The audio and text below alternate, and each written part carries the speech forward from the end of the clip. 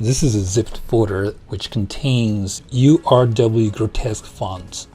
So right click on it and go to extract all, and this window opens, and click extract.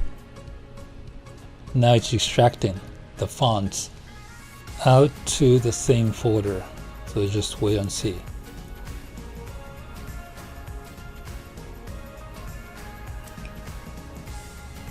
And this window opens up with all the extracted fonts.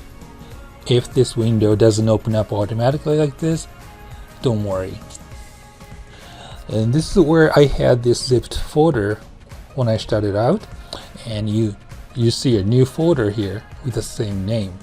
And this is where all the extracted fonts are located. So open this folder and you see all these fonts. So I'm gonna install all these fonts and I need to select them all. So click one of the files and click Control A. That should select all the files in it. Or you can use a mouse pointer and select the area all the way down to the bottom. That's another way to select the files, multiple files. And some people might like this better. Anyway, all the files are selected.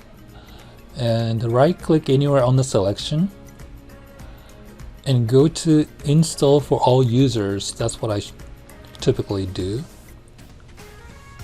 Installation begins, but I get this message: your grotesque Boleta font is already installed. Do you want to replace it?